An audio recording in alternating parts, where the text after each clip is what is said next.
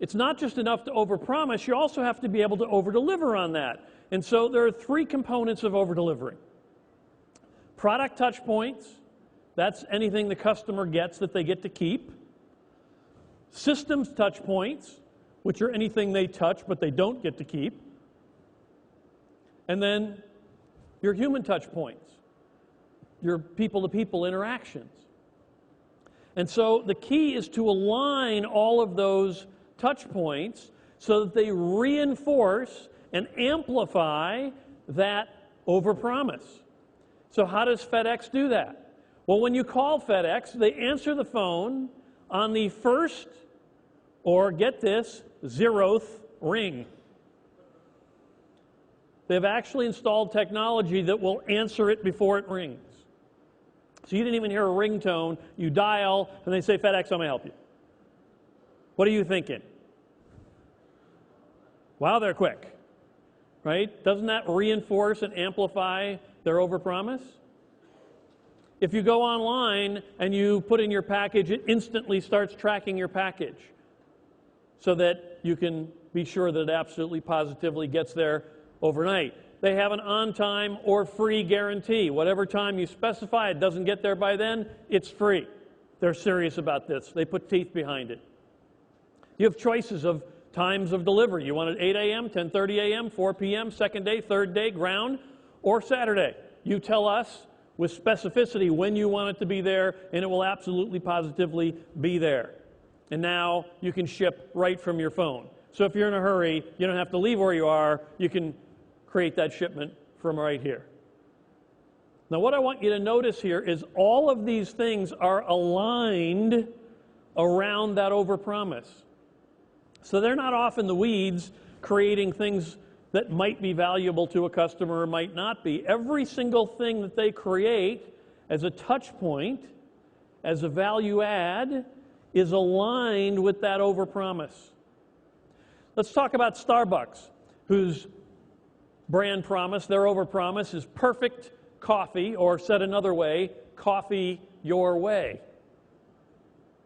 So any espresso shot not pulled within 23 seconds has to be tossed because it wouldn't be perfect. When you order a pound of coffee, they're not allowed to give you 0.9 pounds. They're not allowed to give you 1.1 pounds. It has to be exactly 1 pound because that's what's perfect. They invented what they would call the perfect environment based on all the research that they did on whether, some customers said, well, I'd like to sit outside, I'd like to have a table, I'd like to spread out the newspaper, enjoy my coffee that way. They have that environment. So other customers said in their research, well, I kind of like to sit on a sofa. I'd like to put my feet up on the coffee table. I just want to kick back and, do my email. Well, they created an environment for that. So you can have the perfect cup of coffee in the perfect environment. Their systems touch points. They manage the smell in every Starbucks. If the associates, the employees, are not allowed to use perfume or cologne, smoking is forbidden, and prepared foods are kept either in a case or covered so that the only thing you smell in a Starbucks is the perfect smell of coffee.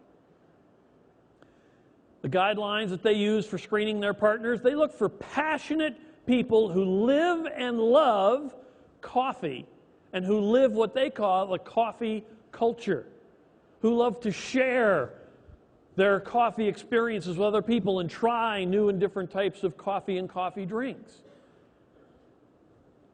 Training for every single partner includes the complete history of coffee on planet Earth. They have to know everything about coffee since the beginning of time.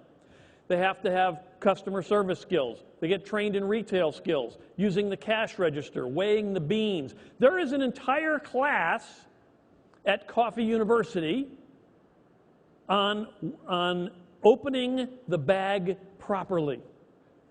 Seriously, there's a course on opening the bag properly so that you don't break the bag and you can put the maximum amounts of beans in it. Do you think that they're leaving this to chance, or do you think they're managing this experience to the nth degree to ensure that you get a perfect coffee experience? They have to learn how to memorize the drink recipes so they know all the recipes by heart. They have to grind the beans, steam the milk, pull the perfect shot. They have to make the drink to your specifications. In other words, if they can't brew the perfect cup, they can't be a barista at Starbucks. So what I want you to notice here is that no matter what touch point you reach for at Starbucks, it resonates back to their overpromise of perfect coffee. Now, what's the one thing they could do that would really make it perfect? Is to make it what? Free. You see that little Duetto card over there? That's a regular Visa card. You run around town swiping your Starbucks Duetto Visa card, buying whatever you buy. And what do you earn? Points for free coffee at Starbucks. Now you can come in, swipe your Duetto card, and you get free, perfect coffee. Do you think they have a pretty good system? Starbucks, as a result, owns the word coffee in the American psyche. If I were going to meet you near my building and I said, hey, let's meet for coffee, what is the first image that comes up in your mind, right? Oh, where's the closest Starbucks? They own the word coffee in the American psyche. There is huge power in owning a single word in the mind of your clients, in owning that overpromise phrase.